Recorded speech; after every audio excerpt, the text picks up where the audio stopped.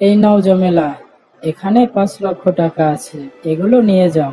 তাহলে কথা ওইটাই রইলো, তুমি তোমার বড় মেয়ে শ্যামলীকে আমার সাথে বিয়ে দিচ্ছ, কথার যেন কোনো নড়চড় না হয়।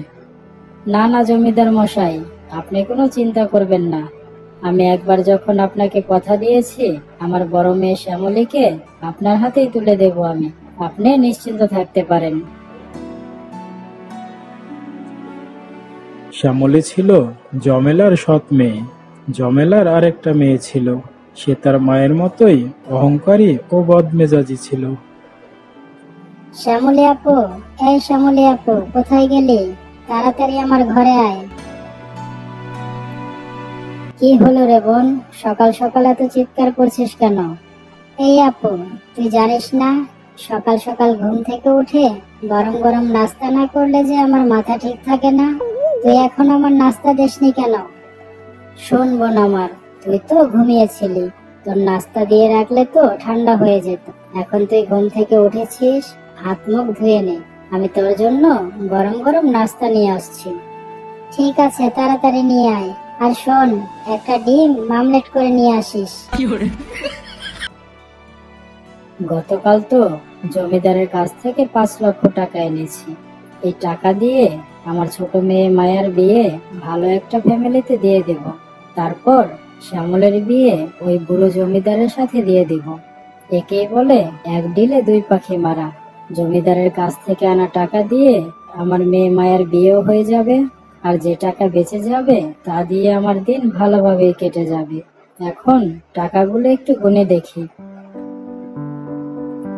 এই জমেলা, তুমি এত টাকা গুনছো কার?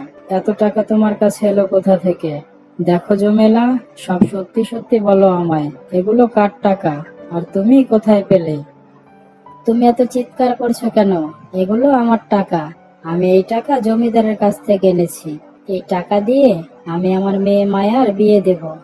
তোমার তো দুইটা মেয়ে বড় হচ্ছে, তাদের বিয়ে দিতে কত টাকা খরচ হবে এ নিয়ে তোমার কোনো চিন্তা আছে? শোনো, আমি ঠিক করেছি শ্যামলীকে আমি জমিদারের সাথে বিয়ে দেব। এতে করে সে রানীর হালে থাকতে পারবে, আর আমাদেরও কোনো অভাব থাকবে না। তুমি এসব কি কথা বলছো জমেলা? তোমার মাথা ঠিক আছে তো? এমন একটা বুড়ো সুদখোর জমিদারের কাছে আমি আমার মেয়েকে বিয়ে দেব? তুমি এটা ভাবলে কি করে?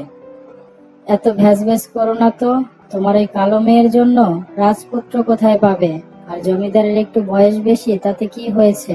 তার কত টাকা পয়সা জায়গা জমি আছে, এগুলো তো সব তোমার মেয়েরই হবে। তোমার মেয়ে রানীর হালে থাকবে।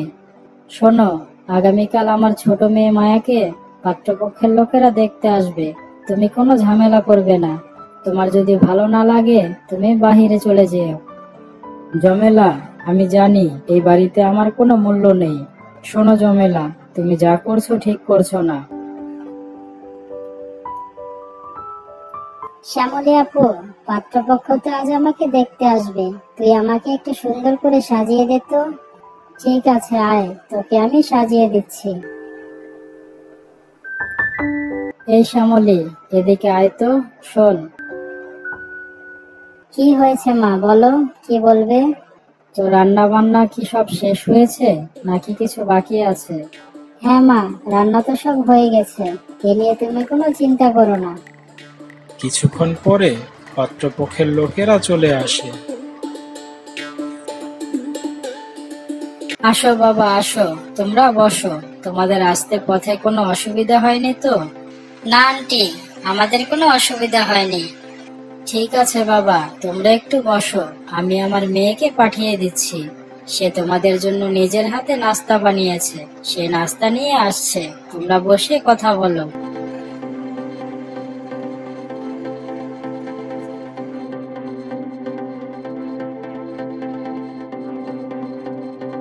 আপনারা কেমন আছেন?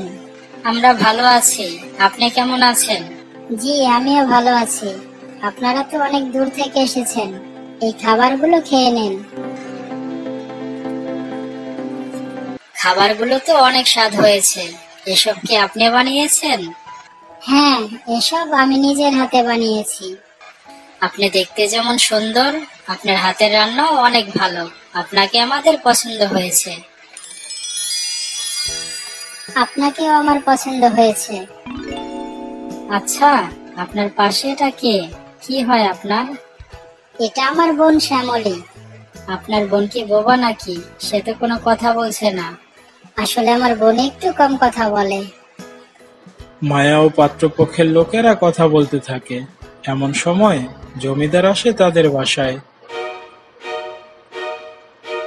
এই জমেলা, কোথায় গেলে? বাইরে এসো, কথা আছে। কি হলো জমিদার মশাই, এ সময় আপনি আমাদের বাসায়?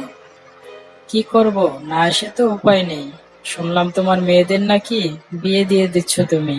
তোমায় যে আমি 5 লক্ষ টাকা দিলাম, বিনিময়ে তুমি তোমার বড় মেয়েকে আমার সাথে বিয়ে দেবে বলেছ।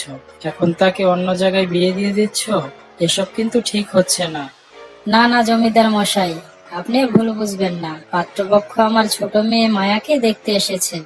আগে আমার ছোট মেয়ে মায়ার বিয়েটা হয়ে যাক, তারপর আমার বড় মেয়ে শ্যামলীর বিয়ে আপনার সাথে দিয়ে দেব আমি।